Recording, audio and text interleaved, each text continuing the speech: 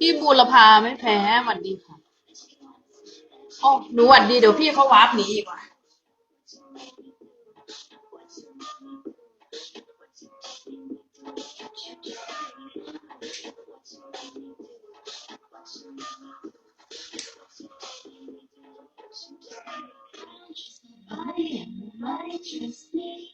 ช่วยหนู1 โลหน่อยช่วยหนู1 โลหน่อยค่ะพี่คนหลุดโลกขอบคุณค่ะ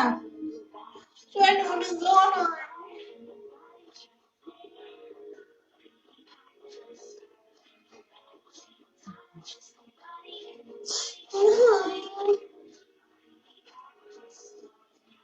มีแต่คนไม่คุยด้วยอ่ะ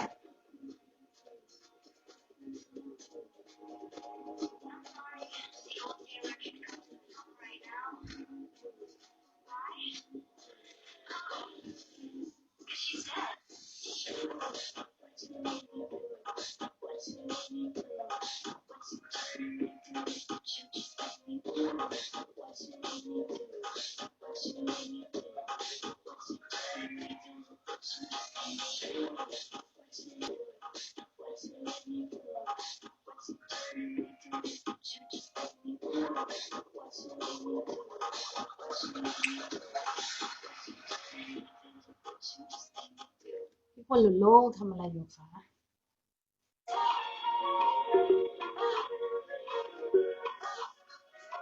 โอ้ thank you คอมโบพีthank you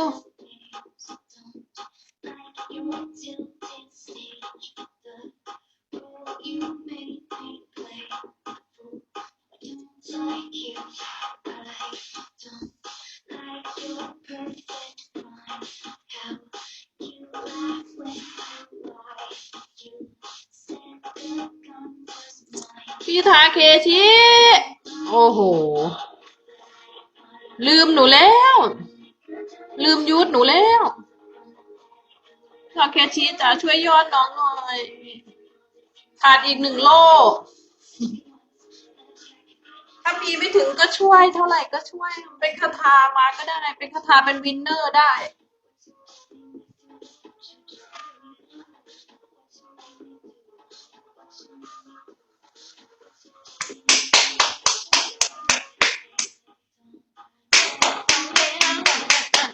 โอ้ยมันไม่คื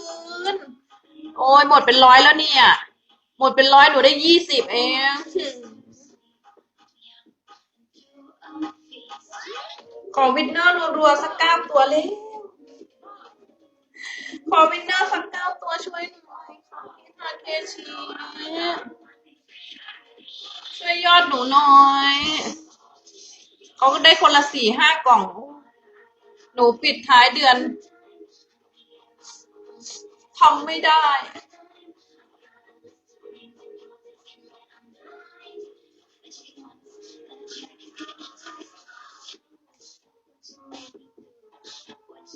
โอ้อ๋อ6 8 9 10พี่ทาเคชิเอ้ยพี่ทาเคชิ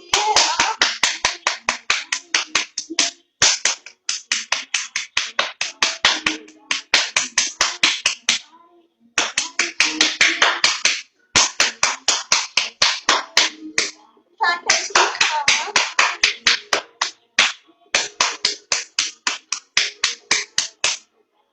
มาอีกค่ะพี่ทาเคชิช่วยหนูหน่อยช่วยยอดหนูหน่อยวิวเหนื่อยแทนเลยเพราะมันขาดเยอะจะให้หนูทำยังไง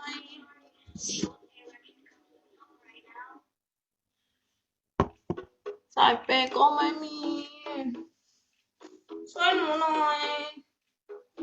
อีก800อีก800 พี่ทาเคชิค่ะทุกคนค่ะ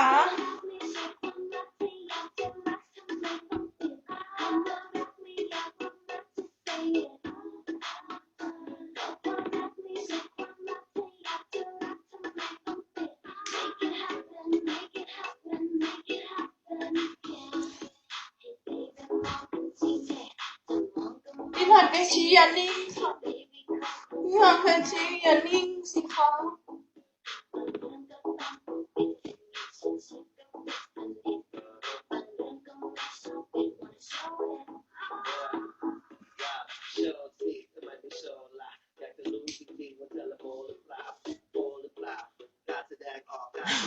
พี่ทาเคชิอย่างเงียบอย่างเงียบดีมีพี่คนเดียวนั่นแหละเป็นความหวังของหนู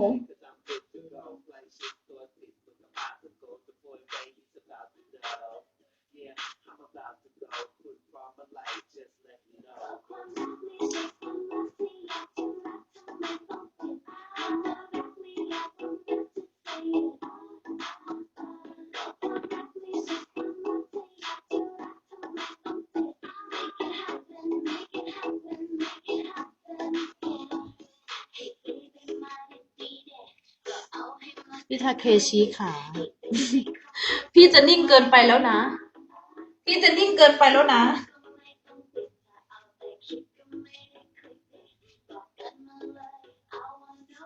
พี่หายไปไหนมาพี่ไม่เข้าห้องหนูเลยหายไปนานมากอ่ะสบายดีไหมคะพี่ทาเคชิดูเพลินอย่าเพิ่งเอ้ยหนูก่อนกดก่อนไม่เล่นนานหนอโอเคช่วยหนูก่อนหนูขาดอีก800อ่ะมันจะเที่ยงคืนแล้วโอ้ private one super dragon I private with you one super dragon help me now help me I go private now private right now you help me one super dragon I go private with you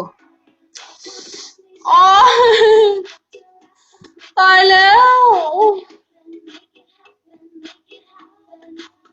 โอ้ย follow โอเค follow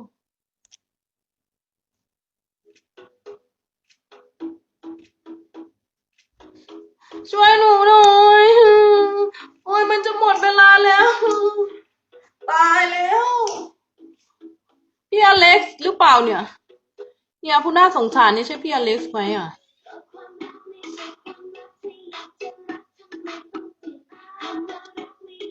ใช่พี่อเล็กซ์ค่ะไม่ใช่พี่อเล็กซ์ไม่มีคนช่วยอย่าบอกไม่ใช่สิเนี่ยอีก8 นาทีอย่าแกล้งหนูด้วยหนูสงสารหนูเถอะดูดิขาด50,000ได้ไม่ถึง3,000น่าสงสารไหม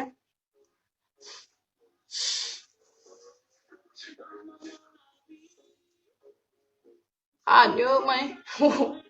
หนูพูดแล้วไงเนี่ยขาด50,000ได้ไม่ถึง3,000โอ้โห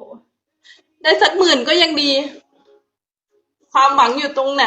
อยู่ตรงนี้เลยเนี่ยอยู่ตรงหน้าหนูเนี่ยพี่อเล็กซ์เนี่ย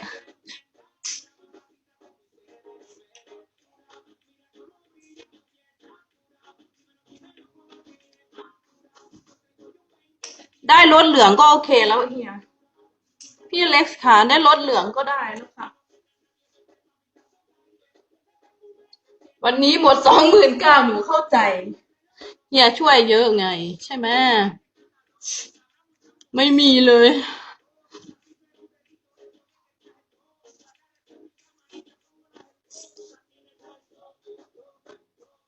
เด็กอาบน้ำก็งั้นไงโอ้ยทุกคนช่วยหนูหน่อยจะหมดเวลาแล้วไปดูเด็กมาพี่อเล็กซ์นะ1 รอบก็ยังดี1 รอบช่วยหนูหน่อยถึงว่าสิหายเงียบเลย พี่ก้อยดูดิยอดหนูไม่ถึงโคตรสวยเลยหนูอะดึงโล่ให้หนูหน่อยค่ะพี่ทาเคชิก็เงียบโอ้ทุกคนทำไมนิ่งหมดอ่ะมันจะเที่ยงคืนแล้วอะ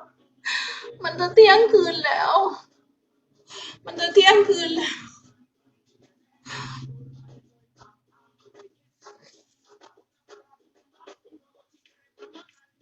โอ้ยเฮียหน้าพี่อเล็กส่งไม่เคยบอกหนูเลยหนูไม่เคยได้คลิปเลยโอ้ยขอบคุณค่ะเออหนูไม่เคยได้คลิป